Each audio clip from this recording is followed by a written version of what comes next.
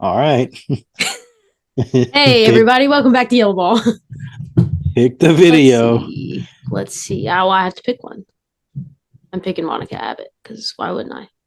Okay. Okay. Okay.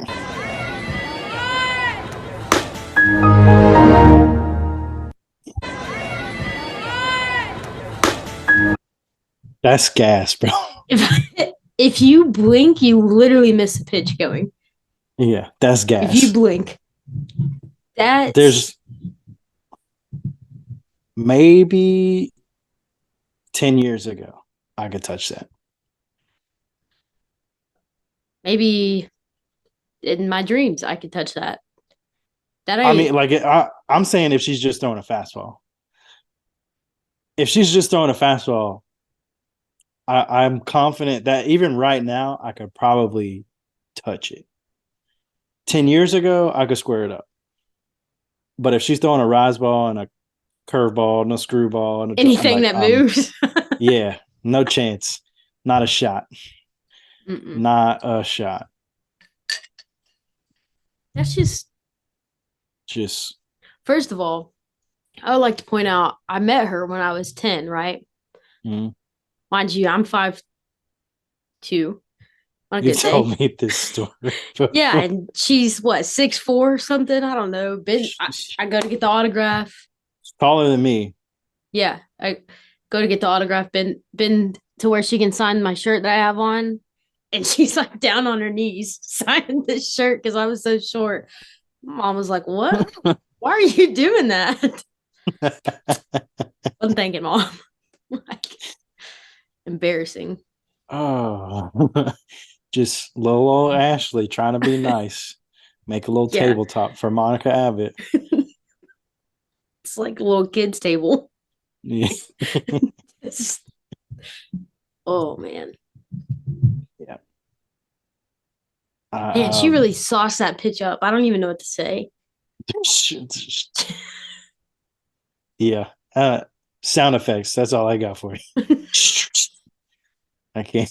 I can't talk. It was Oh just gosh. fuzz. It was just absolute fuzz. Just gas, Cajun fastball, Bayou. You ain't That's heard that funny. before? No, that's a good one. I haven't heard that. That's pretty good. Oh man, yeah, just a good old Cajun fastball from down in the Bayou, boy.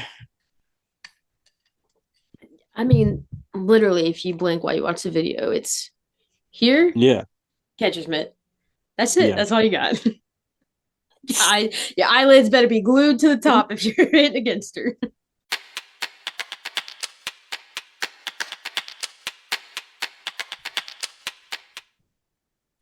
All right, welcome back to Yellow Ball, episode 6. We're diving into the good old Pac-12, That's hardly and there anymore. yeah, won't be diving into it next year. Right. The Big Ten will get interesting though, All be interesting. as will the Big 12. And the SEC. Well, yeah, but I mean, not because of the Pac-12 closing down. Well, true. I see. I see. Would have been pretty strange. UCLA and the SEC. I mean, it's strange anyway, but Just travel cross country. yeah. Anyway, so last year UCLA finishes the regular season at the top of the Pac-12. Washington finishes second. Utah finishes third, and then little old Utah goes into the Pac-12 conference tournament and upsets UCLA to win their first conference tournament title ever. That It's a one really great year sends to me. be. Yeah, it was a great year to be a Ute. That's for sure. Bad year to be a Bruin. Yeah, Well, not a bad year. Bad yeah. I ending. mean, when you go, what was it? Where did they go? 52 and 50, 7 or something like yeah. that, Yeah. and you don't make it out of your regional. I feel like it's fair to say that that was a bad year. I feel like that's fair to say. Ugh, that's But rough. yeah. But somebody's got to lose. Just so happened to have been UCLA. Just so happened to have been the most dominant team in the Pac-12 the whole season, but it's fine. One of the most successful teams in college softball history. Whoops. Sorry. So UCLA finishes the year batting 336 as a team, which is really freaking good. They hit 66 home runs. Offensively, they just did really well. I mean, when you win 52 games, like obviously, right? Yeah, you're doing something right. Yeah, I mean, defense was pretty solid. Not the best that we've seen so far, but better than most of the other teams we've talked about already in other conferences. Pitching was really good, obviously, with Megan Faramo and Brooke Yanez. Um, like really, really good. Her team ERA was a 169, held opponents to a 189 batting average. I really couldn't ask for your pitching staff to do much more. Not Except for during the just hang regular on a season, little anyway. longer. Yeah. I don't know, man. I don't want to say like they got tired or anything, like or were like battling through an injury or something like that. Like you don't battle through an injury and put up a 1.42 ERA and post a 29-3 record or a 1.99 ERA and a 16-3 record. Like you don't. There's no injury there. That's you being you. That's Man, yeah, I don't. I mean, their offense kind of just like stopped producing there at the yeah. end too. It was like everybody just checked out. Yeah, I mean, they still put up like in regionals. I can't remember as far as the tournament goes, but in regionals, they put up like a 3 spot and a 4 spot.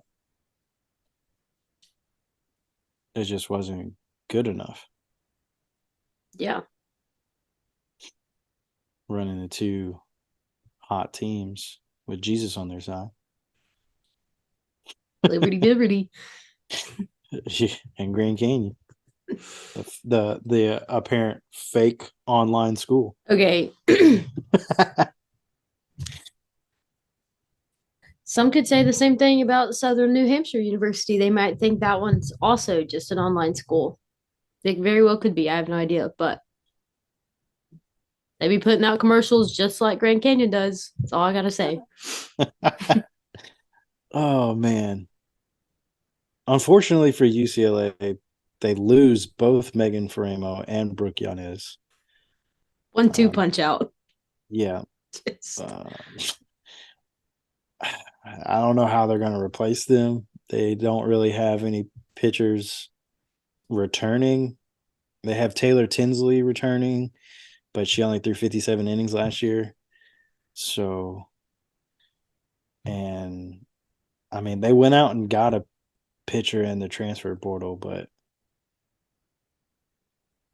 I mean, she did really well. Jada Cecil from UC San Diego was 31-15 during her career there with a 1.92 ERA and had a bunch of strikeouts. A bunch of strikeouts. yeah, with a little amount of walks. Yeah. So I mean, maybe she, comes in and she just puts the team on her back. But when you're talking about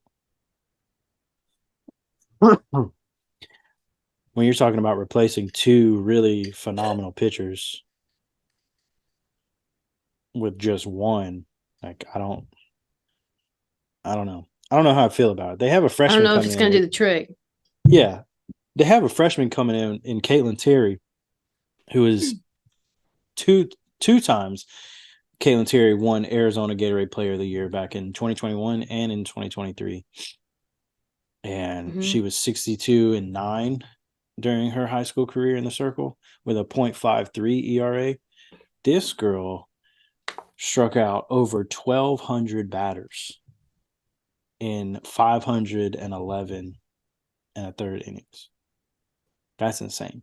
Yeah, I think when I was looking at UCLA's incoming freshman and I came across Caitlin Terry, I think when I saw her stats, I was just so baffled at the numbers because I didn't write any of them down. Instead, I put impressive stats just to cover the general Just idea cover all bases. that This girl's really good. she's just good. That's all you need to know. She's just good. You don't need to hear her stats or anything.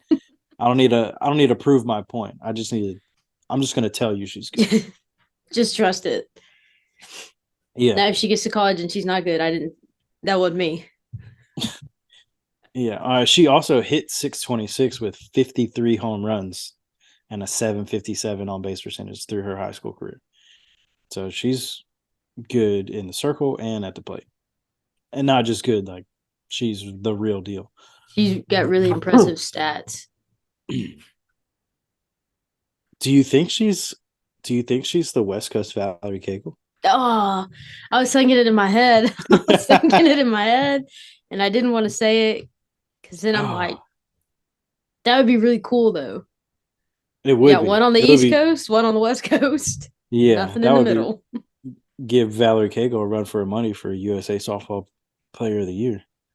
Yeah. That would And be. I think that they might plan to play her both ways as of, depending on how she does to start. But when I Are you when sure? Are you sure? no, I'm not sure. Are you sure? Because when we were But talking about Ashton Danley for Florida okay. State, you wanted to pigeonhole her as a PO.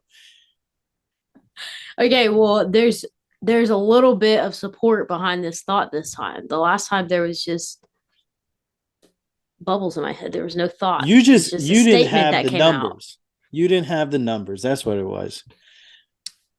Whatever. People people go back and listen to the episode. What was it? Episode 3, I think that was where we talked about the ACC. Perhaps. I'm not sure. I think that I was lost episode track. 3.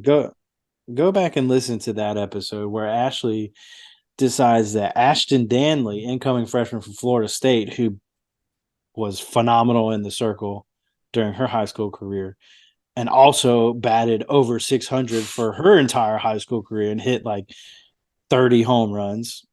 Go back and listen to Ashley talk about Miss Danley. Oh, I think she's probably just going to be a PO, just like every other pitcher who comes in. Okay.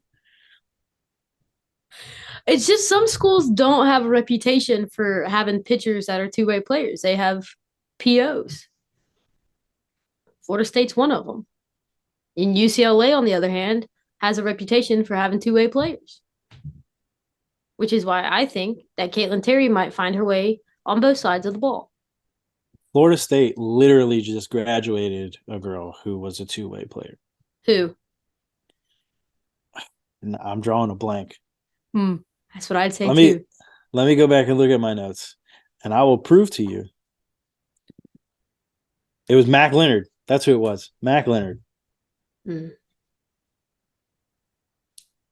Yeah, what do you guys say about that? Mm-hmm. Absolutely nothing. That's for sure. Well, anyway, to go with this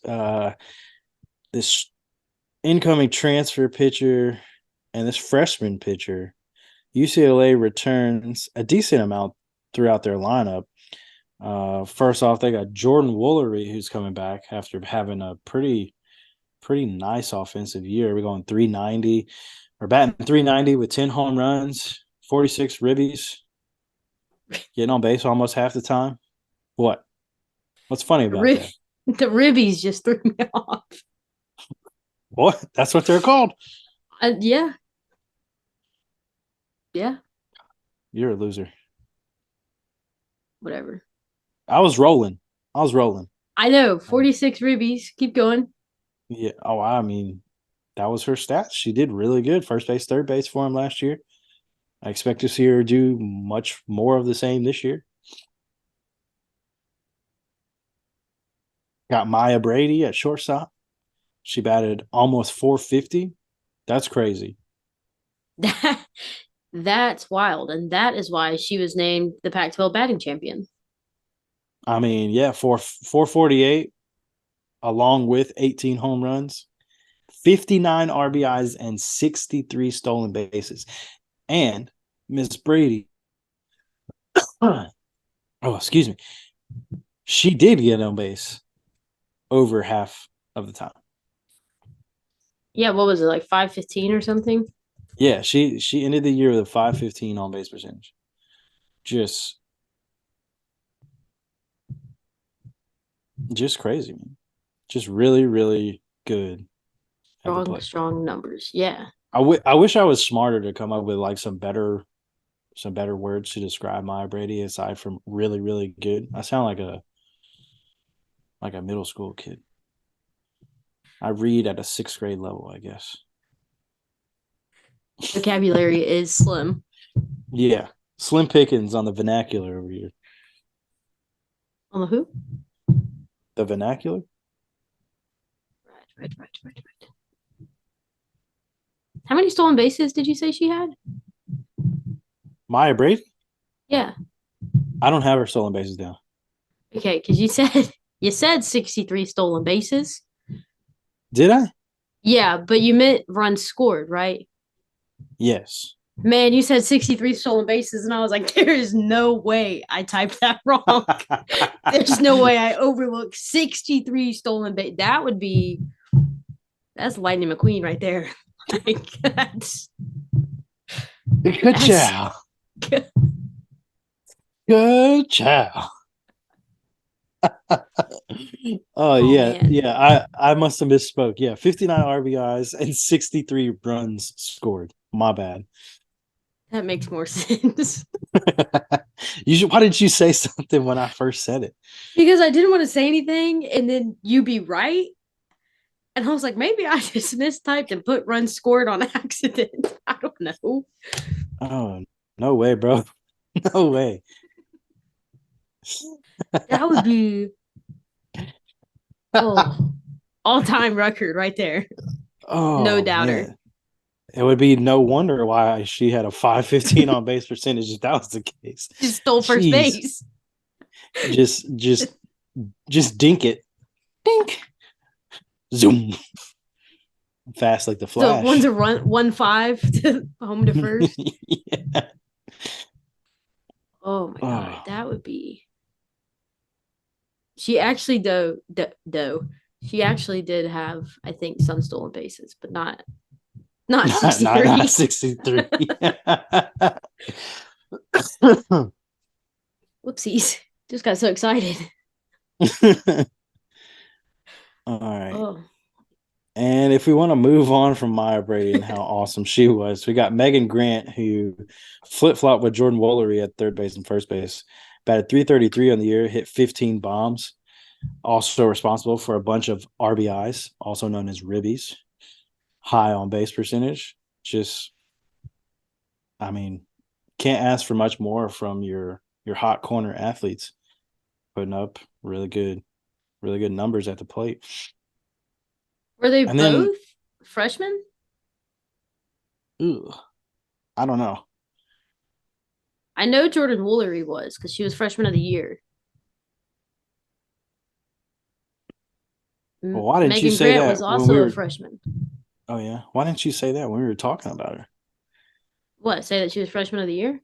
Yeah, Well, because I'd already interrupted your whole Ribby run, and then I got distracted by I don't know. I don't know. I was just okay, so listening, just zoned in. you want to rewind? Just Jordan Woolery, also freshman of the year. Throw that in there. Yeah, she was Pac-12 freshman of the year. No biggie. Did you know that Jeez. Maya Brady was the Pac-12 player of the year? You said it, not me. And the batting champion. Fell short for the USA Collegiate Softball Player of the Year, though. You know why? Because Valerie Because of Cagle just snatched it right up. What else? Who else, I should say? I mean, they have a couple other returners in Janelle Mayonio, Charlize Palacios, and Savannah Polo.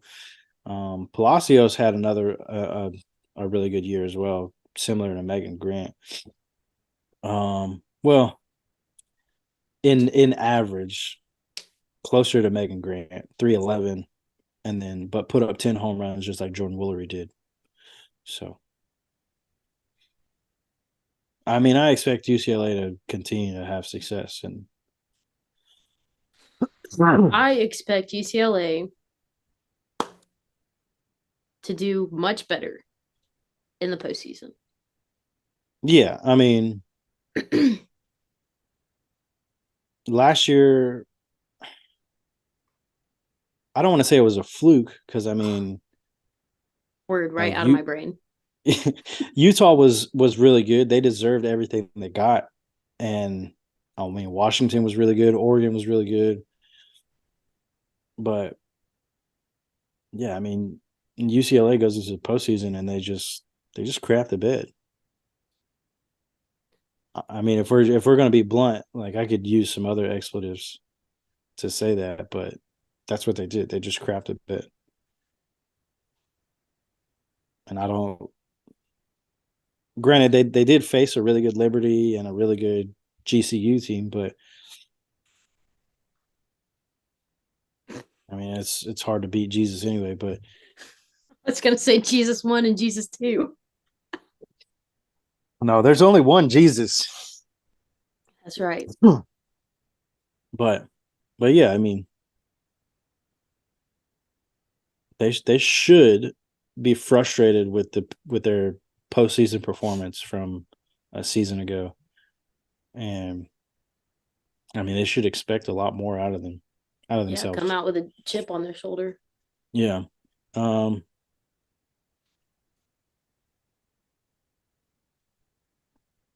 Yeah. I mean, I don't really have much else to say about UCLA. Like you said, they should come up with a chip on their shoulder, and they should expect to beat people into the ground and not take their foot off the gas. Yep. All We'll just have right. to watch and wait and see. Yeah. All right. As far as Washington goes, remember they finished second in the postseason, or not the postseason, in the regular Regular? season. Yeah. 44 and 15 on the year. 16 and 8 in conference. It's Not pretty good. the best stats that we've seen as a team. Yeah, I mean they're not bad. Mm-mm. Not bad at all. They're much more comparable to some Big Ten teams. Yeah. A little bit better in the offensive category.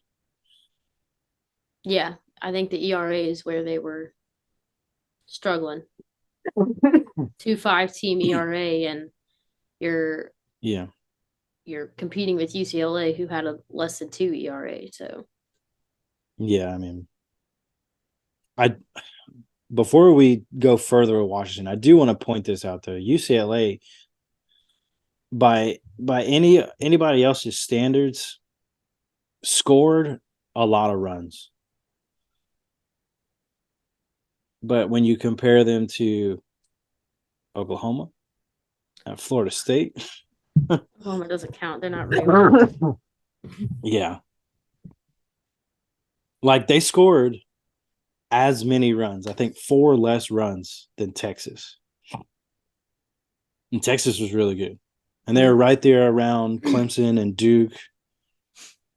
Like UCLA, a really good team, but you put them up against Oklahoma,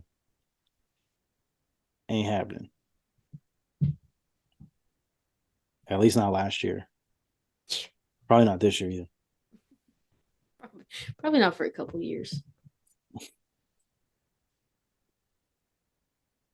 Um, but yeah, as a team, like their offensive numbers Washington's offensive numbers not anything crazy. Solid, pretty good.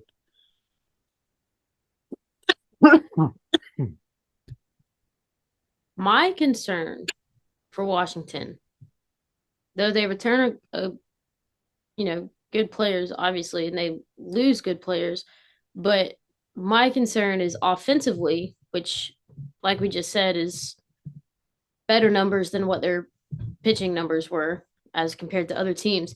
They're losing their top four hitters because all four of their hitters were fifth years.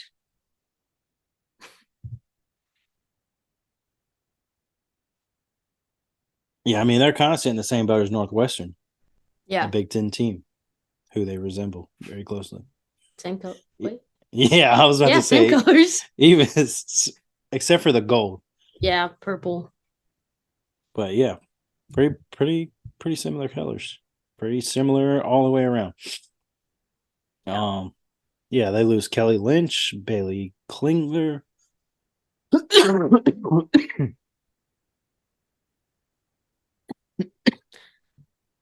yeah, they lose those two, and Bailey Klinger was not offensively was very, very productive for them. A 385 batting average and a 484 on base percentage. So, I mean, that she was obviously one of the top four that they're losing. And I don't recall anybody else really having, I could be wrong, but I don't recall anybody else having almost a 500 on base percentage. I think there were maybe one or two others that had above 400. But I mean, not to mention, too, she was also really good defensively. Yeah, you're talking about Bailey Klingler, Klingler. right? Mm-hmm. Yeah, Sammy Reynolds had above 400, but yeah, not 484 like Bailey Klingler. Um,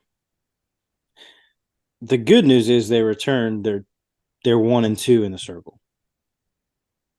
They returned Ruby Malin and Lindsay Lopez. They both put up good records. Their ERAs just Don't almost don't align with their good records, I feel like. Like yeah Ruby not Malin had an 18-7 record, 2.14 ERA, which isn't I it's like we said before, ideally you want lower than a 2. But I mean, yeah. she I still mean got the job done in the circle. when you're talking about a Pac-12 team, like it's kind of it's just surprising to see that you had a 1-2 with over a 2 and Lindsay Lopez over a 3 and see that they finished number 2 in the conference. Yeah. But I don't know. I mean,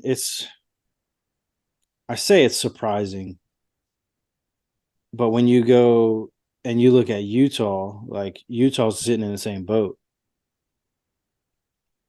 Utah just was a much Clutched up. better well, they were a much better offensive team Yeah.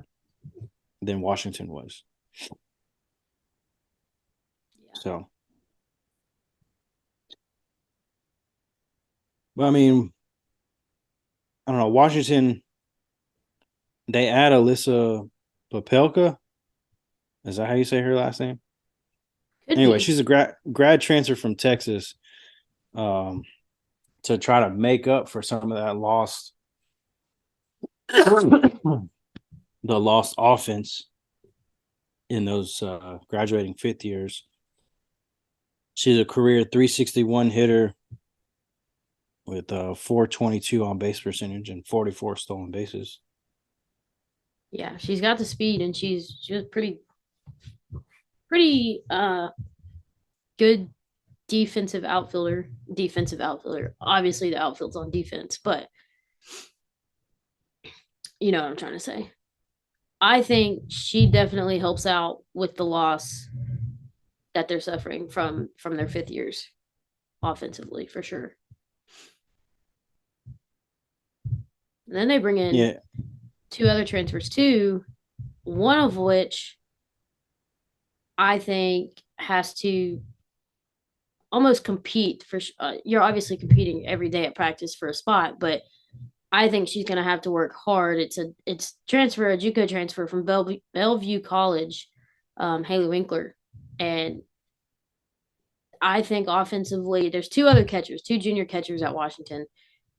I think if she's going to get playing time, she's got to be able to bring a stronger bat because their catchers last year weren't worrisome.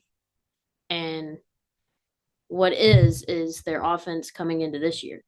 So if she can't put up batting numbers, then yeah, but two with catchers, like they have to be able to handle the staff.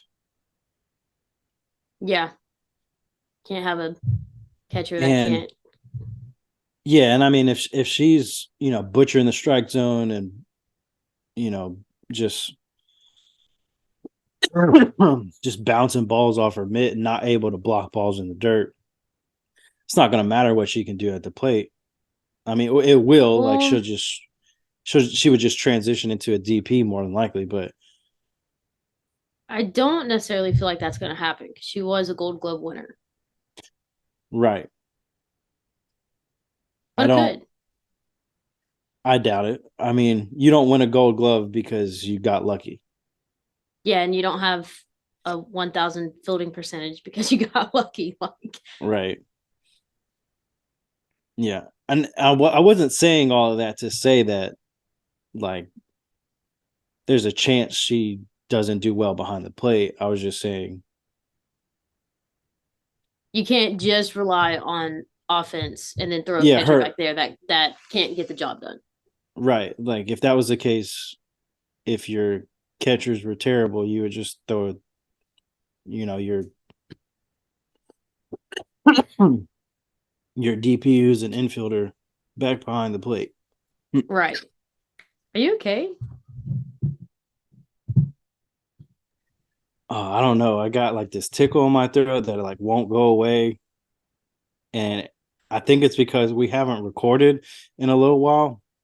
So like every time, like I said, I talked for as long as I could earlier with UCLA, and like that little bit of talking has just like, and I kind of got like some little like sinus or head thing this past week, Mm. and Maybe you should I call don't out of know. work tomorrow. Yeah, I can't because I got to call out on Friday. Oh my god. Whack. Sorry about it. You're not coming tomorrow. Yeah, I have appointments that I've already had to reschedule and I ain't doing it again. Okay, well, I mean, you can't be mad at me because, Yeah, but Friday's way better than a Monday. well, yeah, of course. Stupid. Anyway, so Washington also brings in four freshmen.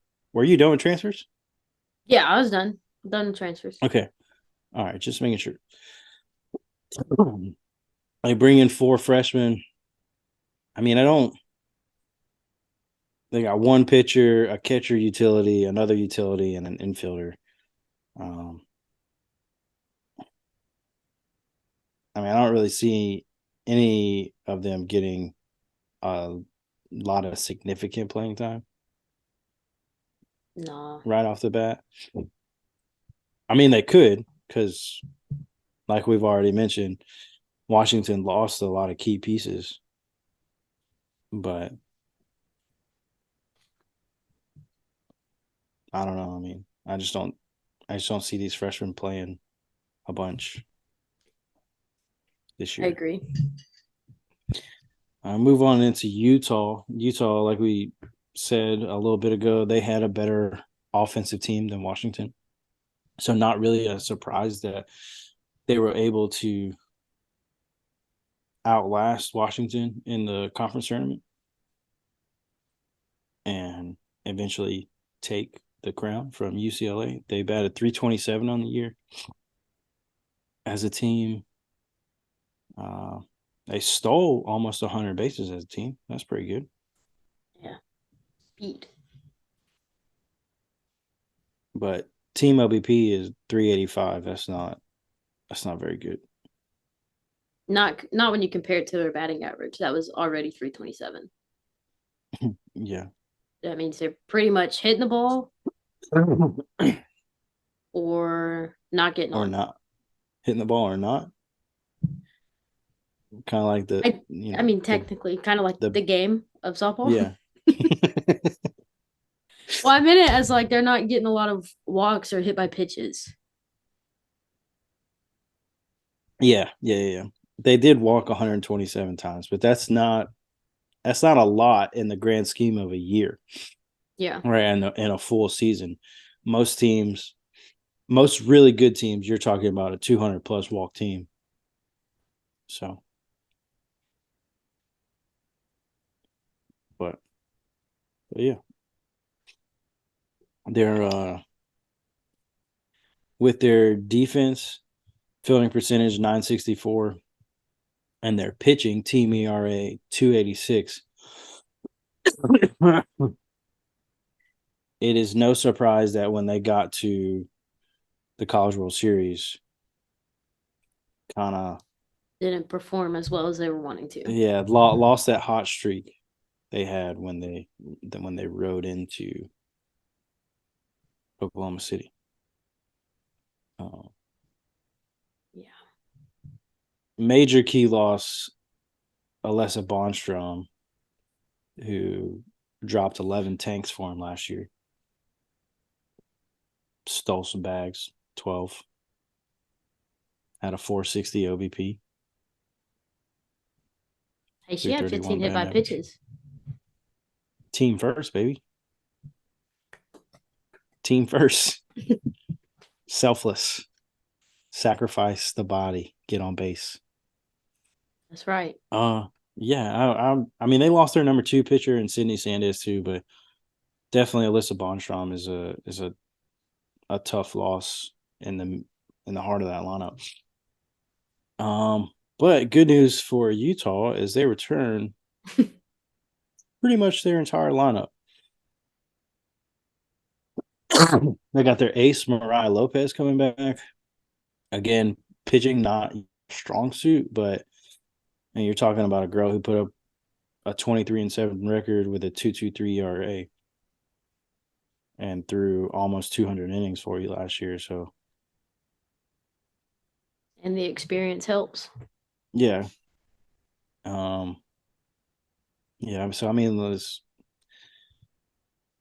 having Mariah Lopez come back is definitely a plus for Utah. Now, for them to get over the hump and be a little bit better, their transfer Racy Miranda, who is a pitcher from Cal State Fullerton, she's going to have to do better than she did at Cal State Fullerton. For sure.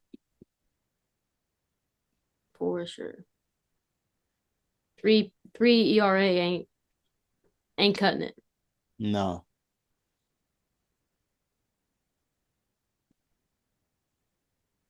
No, it is not.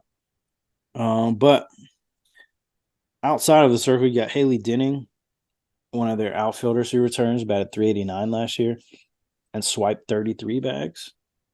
On base percentage was not super impressive, but when she got on base, she was getting herself in a scoring position. Yep. Who else? Who else? Who else? Who else? Let's see. I have Aaliyah. Mm, Ballarde. yep.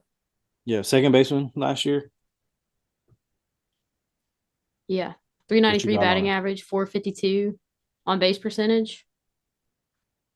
16 for 16 in stolen bases. So just between Haley Denning and Aaliyah Ballarde, that's 49, almost 50 bags just on the two of them. And you said they had 100 stolen bases, right? 99. Yeah. So two of their players make account for up half of half of their that. team stolen bases. Yeah, that's impressive. Yeah. That's super impressive. And their third baseman, Julia Jimenez, also is coming back, about a 343 last year and dropped 10 home runs. Um, and then their shortstop, Carly Davison, is coming back. They're another, and then there are two other outfielders. So Sophie Jaquez, or yeah, I think it's Jaquez, and then Shelby Ortiz. They're all coming back too. Um, so I mean, you got to feel good if you're a Ute going into this season, knowing that your lineup from last year is going to be the same this year. Yeah. Like you might have one or two, maybe a third, kind of switch in and out and platoon at some positions, but like your catcher's not probably not going to catch every single game. Um, If she but does, bless her knees. yeah, yeah, better grab some Yeah. ice and ibuprofen. Rest, ice, compression, elevate. Yeah. Oh man. But yeah, I mean, gotta feel good if you're a Ute, knowing that you got the same girl in the circle, and then 1 through 9 pretty much is going to be the exact same as it was last year. So, Yeah. all right. So, other notable players. Who do you have for other notable players? Let's not mention the obvious one right now. Okay. Unless just we'll save that one for last. Okay. Because if not, we're going to go on a rant, and we That are. rant's already been done. It has, but it's going to happen again. Because how can you not? Yeah. Well, since we're not doing mentioning her first, I'm gonna roll with the Stanford pitcher, Najee Kennedy. I mean, Phenomenal. how can you not mention her? 0.57 ERA on the year. Yeah. And not just like 0.57, I threw 22 innings. No, no, through 135. Yeah. Like freak. Yeah. I Freak. mean, put up whack numbers. 218 strikeouts, 21 walks, and held Yeah. her opponents to a .137 batting average. Like you're not likely to hit off of her. Could you imagine if she was at Oklahoma? Oh my god. No, it'd be that would be so no, Not fair. Oklahoma should just be playing freaking Oklahoma. professional. Yeah. Oklahoma should play Oklahoma. Yeah, Oklahoma's in just a league all by itself. red and white scrimmage every weekend. Yeah. No, I mean, 0.57 ERA with 218 strikeouts. Like, Unreal. I mean, yeah, it's unreal. Um, her number of innings pitched surprises me a little bit because it's so low. But then when you think about she's not giving up a run anytime she pitches, and she's striking out almost twice as many innings as she's thrown. Like, of course, she hasn't thrown that many innings. She's There's just, no need. yeah, she's just blowing it by everybody. And mind you, Yeah. Stanford didn't have the offensive production that Utah and UCLA, UCLA yeah, did. Utah, yeah, like Stanford's Stanford wasn't able to get a whole bunch of runs across throughout the year prior to postseason play when they just really got hot at the right time. Like obviously they were still really good, but Yeah. they like when you compare them to every other team in the Pac-12, where teams like Texas and Oklahoma State, um, or Clemson and Duke, or the 47 SEC teams that got into the tournament. like Stanford was kind of at the bottom of the group of not group of five of the Power Five teams as far as being able to score runs with everybody else. But when you have a pitcher in the circle who says, "Hey, just give me one, Just give me one. I got it. Don't worry just about give it. me one, just give me one, and we'll get there." Like, That's not to mention to just to tack on to her stat line. She also was a NFCA national freshman freshman of the year. Not junior, not senior, not fifth year, freshman, rookie season, less than a 1 ERA. No big deal. yeah, That's and hoping it, she follows up with another really good year. yeah, I mean, it makes a lot of sense now why Deanna Jennings didn't win that award because she had to go up against Najee Kennedy. Yeah, tough competition. Um, okay, we got Stevie Hansen, Oregon's ace. She posted a 20-7 record last year. um, not super awesome as far as like the ERA is concerned. You know, you go from a 0.57 ERA in Kennedy to Stevie Hansen, who posted a 2.63 ERA. Um, but I mean, you put up 20 wins for your team, like just somebody keep an eye on for Oregon is if she can figure out how to lower that ERA a little bit. I wouldn't be surprised to see Oregon, finish in the top one, two, or three. I'm back up. They used to be a team that finished in the top one, two, and three in the Pac-12, and they kind of just fell off a little bit. Not far. I think they finished like fifth this past season, but Yeah, and I mean they're still having to go up against Arkansas in regionals yeah, every year, and having a super fun time with that matchup. yeah, I mean the last 2 years they're 1-1 against Arkansas. So What are the odds they get uh, Arkansas again? I would say the odds are probably pretty good. I would say the NCAA is just like let's just put Oregon and Arkansas against each other every year from here on out. I feel like the odds may ever be in their favor. Okay. um, and we got Cal's Tatum and Zaldo. Batted 383 last year with 5 home runs. Had a 463 on base percentage. Um, on a Cal team that wasn't very good. Like they weren't bad. They were like an average, maybe slightly above average Power Five team. Um, I think they were like 35-21 last year or something like that. 35, 21, and 1. Mm. But Yeah, I mean, overall, obviously a pretty yeah, like 35 wins is pretty solid. they're a solid team, but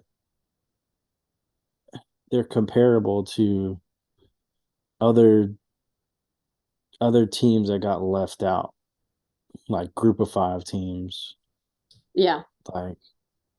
like South Florida, I think, Florida Atlantic, like teams that put up. 40 plus wins. Yeah, I mean, I don't know. I just didn't think Cal deserved to go. But that being said, they did. And from an offensive standpoint, like they were pretty good. They weren't bad. They hit a lot of home runs as a Yeah. team. So, but Tatum Manzotto is one that drew my eye. Want to keep an eye on. Um, and obviously you have the transfer from Drum roll. Indiana in Taryn Kern, who we've talked about time and time again because she's Is a just robot, actually. yeah. She's actually one of those people. What's that creator movie where you see the people wearing the fake faces and whatnot walking Yeah, around? That's yeah, she's part of that. yeah. I mean, yeah, we already talked about her, and I just feel like every time I see her name, just as I feel like with Valerie Cagle and Jordy Ball, I'm just simply just it's just like jaw dropping. How does one put up 23 home runs in one season? She put up over 130 runs. Like she was responsible for 130 runs by herself. It's just 68 it's RBIs and 68 runs scored and got on base almost 60% of the time. Like who does that? I think the answer you're looking for is Taryn Kern. Yeah, just insane. In her freshman year, Yeah, another one that was like Najee Candy, who's a freshman and putting up just crazy numbers. yeah. She was a competitor against Najee Kennedy for that NFCA freshman of the year. She was a top three finalist for it, and Najee Yeah, Kennedy obviously she won it. But I mean, how Big Ten freshman of the year, Big Ten player of the year, yeah. I mean, All American. What did I she not get? I would I would have loved to have been in the room for that vote because it came down to those two. Oh yeah, absolutely. And you're having to weigh because one is super strong offensively and the other one doesn't do Doesn't hit. offense. She's a yeah, so you're comparing two Yeah. completely different sides of the ball. Maybe they should consider changing it to like a national offensive freshman of the year, national defensive freshman of the year. Well, I mean, when Because you're talking, if you did it like that, then you would have to go, okay, well, with defense, like that's why the Gold Glove goes to every position. position, Yeah. that makes sense. So, but yeah, I mean, you're not comparing apples to apples there. You're comparing apples to oranges. Yeah. So, but that being said, like it's understandable why Najee Kennedy won because a .57 ERA in Division 1 softball. That's As a that's freshman? nut. That's unheard of. Nobody does that. No. Like, and the other thing is Najee Kennedy's having to pitch against 9 different hitters every single time she pitches. Taryn Kern's Mm-hmm. only got a hit off of one, maybe would say probably max three pitchers a game. Yeah. So, but that being said, Stanford's got a some of good yeah, good chance of not finishing fourth in the conference this year, I feel like. yeah. I mean, it's when you add a Taryn Kern to your lineup and you have a pitcher in Najee Kennedy who says, "Hey, just give me one." Probably going to win a lot of ball And you games. got Taryn Kern that's just like, okay, here you go. Home run for Yeah, you. Dink. See ya. Yeah, Mm, yeah. I mean, I would expect Stanford to be better this year than they were last year. yeah. And they weren't So even bad last year. They had almost 50 wins. yeah, yeah. Two, they're like some of the smartest individuals in on the planet. Yeah. Stanford's not easy to get into. That's probably how they figured out how to, be as good as they are. They just look at statistics and analytics of the game and Yeah, just use yeah. They're just physics to like, yeah. calculate. Not Najee Kennedy's like, if I throw this drop ball right here, her swing projection is going to be at 7 degrees. Max velocity of this. My face won't get broken in half because she can only hit it, I don't know, 50 miles an hour. Yeah. Oh man. All right. So now moving into our sleepers. I like my sleeper pick, but at the same time I don't. And I'll tell you why after we 3, 2, 1 it. I don't think I like my sleeper pick. But then I look at it and I'm like, I don't know who else I would have chosen. And it's a sleeper for sure. Hmm. Okay. Well, you want a 3, 2, 1 it? Yep. All right, 3, 2, 1. Arizona. You didn't say yours. Good. Really? Yes. Let's go. Yeah. So like I really like my sleeper pick because Arizona finished second to last year Yeah, in the second to Pac-12. last. Second to Um, last.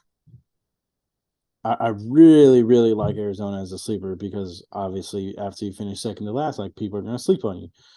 But Arizona has been really, really good in recent history.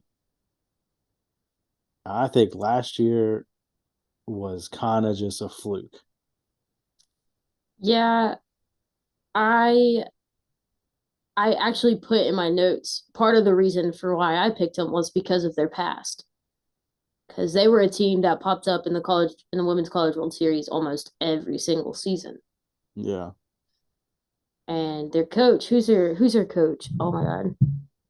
I think last year was Carta. her No. first year. Yeah, last year was her first year. Yeah, Let's she see. It's not thinking of somebody completely different.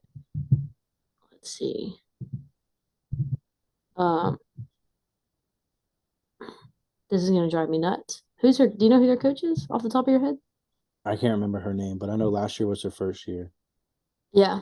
And I read a couple of things about her like coaching, not necessarily tactic, but like what she tends to focus on more because that's how Hmm. she was coached, which Yeah, obviously makes sense. Um, and I think it said that she focuses more on Caitlin Lowe. Thank you. Got there it. you Um, she doesn't tend to focus on pitching, I'm pretty sure. And she focuses a lot on defense, obviously, as most teams do. But go. I said it last 2 episodes ago when we talked about the Big Ten. If your circle sucks, it doesn't matter what you do offensively. yeah, and that's why I think they weren't super productive throughout their season because their circle posted a 4.36 ERA. Yeah, that's awful. That's That's brutal. garbage. Yeah. Hot But then you turn garbage. around and they're and as a team they fielded 985. Yeah. So Your defense can't field home runs though. right. They can't field freaking line shots to the gaps and double after double after double. They can, however, field pop flies and roll over ground balls. Right. So and I truly believe the pitching's what got them last year. Oh yeah, for sure, without a doubt. I mean, they're returning all but one from last year's starting lineup. They got Ali Skaggs, who was a utility player last year, won a Gold Glove last year, batted Defensive 338. player of the year. Yeah, batted three. She's a career 338 hitter with 43 home runs. So like, she's gonna friggin' drop some tanks for you. She's gonna drive in some runs. They got Devin Netz, who was a two-way player for him last year. Um, more more importantly, she did really good at the plate. She was a 303 hitter with 13 home runs and 40 RBIs. Um, Pitching wise, like we were saying, like You you can't have can't a 4.36 put ERA. yeah, you can't have a team 4.36 ERA, and her ERA was a 3.88, and that was their ace. Yeah. So So then that gotta leads me. Go ahead. I was just gonna say you gotta figure out the circle. You have to Yeah. figure out the circle. Devin Nets is your ace. No, you Devin gotta. Nets is an infielder, and somebody else is gonna have to step up. Yeah. So that brings up. They're bringing on, I believe, two pitchers, and they're bringing in the California Gatorade Player of the Year. She's a pitcher, Ryan Maddox. She had a 21-1 record with a .64 ERA, 281 Yep. strikeouts in 152 innings, only allowed Yep. 65 hits. So I mean, I'm thinking she's obviously going to have an impact. And then they Yeah, bring and then they in bring their in Ohio's Gatorade Player of the yeah, Year, Brooke Mannon, yeah, who was a career 36-1 in high school with a .33 ERA. Yeah, very similar to Ryan Maddox. Like I would expect both those girls to be in the circle day one. Devin Nets is an infielder now. She's not going to touch the circle yeah. unless she She's a absolutely has midweek. to. Yeah, yeah. She's a just in case. Yeah, She's coming from the bullpen. yeah. But not only that, so they batted 329 as a team. That was second in conference. They were tied for third in conference for home runs. They hit 65 home runs. They scored the most runs in the entire conference, even more than UCLA at 371. They had the highest on base percentage in the conference at 416 as a team.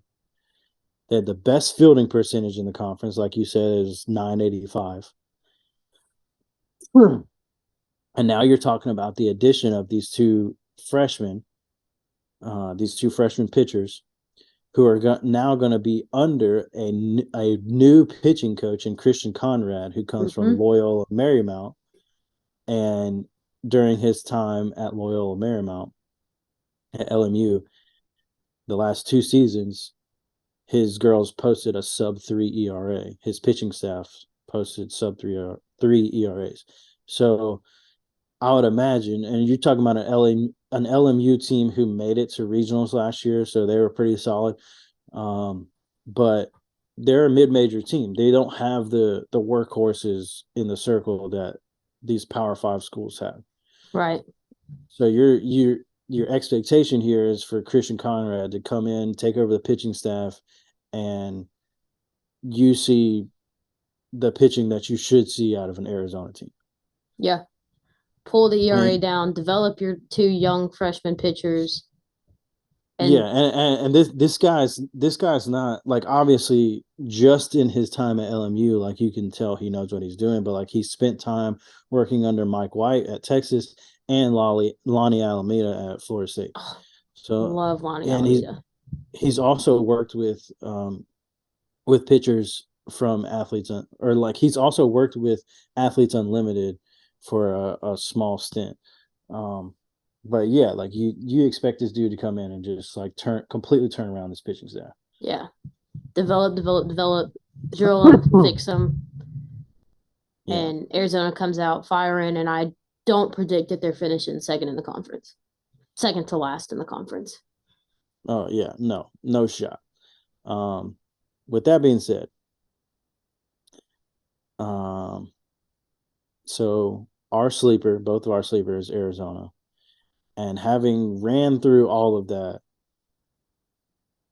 who do you think wins the Pac-12? You're not gonna like what I'm gonna say. We might be on the same page. I don't think so. I'm still picking UCLA. That's who I've written down too. Okay. I'm I still think okay. So they had a bad, crappy latter half of the season. They're still freaking dominant. yeah, they're still UCLA. Yeah. Like my only hesitation with that is you lost your 1-2 punch in the circle. And like I just said, if your circle sucks, it doesn't It matter don't what matter you what do you do. offensively. Yeah, it doesn't matter if you have the best defensive team. It doesn't matter if you have the best offensive team. If your circle sucks, there's not a lot you can do. You're not gonna be able to sustain out hitting everybody. Because if you can't get off the field and get You in the know, dugout, so you can hit, it doesn't matter. yeah. So, but I'm still rocking with them. I think they're yeah, I gonna mean, figure it out. They got one heck of a head coach that definitely is gonna fix some things and make sure that what happened last year doesn't happen again. yeah. But I mean, I imagine UCLA, like we were talking about earlier, comes out with a chip on their shoulder, and they're just like, no, what happened last year is not happening again this year. Yeah. I I I would say putting up a 52-7 record is probably not going to happen again. No. I think it'll be more like a 48-11 or something I like say that. for sure over 45. Over 45 wins. But For sure. I would not be surprised at all because my hot take today. I would not be surprised to see Arizona giving them a run for their money because Arizona's freaking back. Arizona's back. Oh yeah. Like And I can't wait Washington, to watch them. Washington, see ya. Yeah, they're not. I'm moving on from my number one pick, and my number two pick is not Washington, nor is Yeah, like Washington my number three pick nope. or my I four. I, I think UCLA is probably going to win it, but I would not be surprised to see an Arizona, UCLA, Utah. I'm thinking UCLA, Stanford, Arizona, Utah. Yeah, I mean, I like I like Stanford in that mix too, but I don't. Either way, those four UCLA, Stanford, Arizona, and Utah, those are my top. That's the top four. I don't know what order it's going to be in. That's my top four. Yeah, I mean, shoot, with Taryn Curtin in the mix now, like Utah might They already Utah posted better numbers than Utah offensively, didn't they? Stanford. No, they didn't. No, their pitching It's staff okay. was Taryn Karen will their help their that. pitching. Stanford's pitching staff was exponentially better than Utah. Yeah. You know, So I feel like I could predict the whole Pac 12 actually. All right, I'm going UCLA, Stanford, Arizona, Utah, Oregon, no, Washington, Oregon, and then California, Oregon State, Arizona State. That's my prediction. Out of my you top four, I'm feeling like I have a good chance of getting one of them right. you think with everything that Washington lost that they're still going to be better than Oregon this year? I don't know. That's a toss up. That's why I said Oregon, Washington, and I said Washington, Oregon. I'm feeling right on the edge of that one. I'm not sure. Yeah, kind of like the college football playoffs right now. They're going to face each other again next week in conference championship.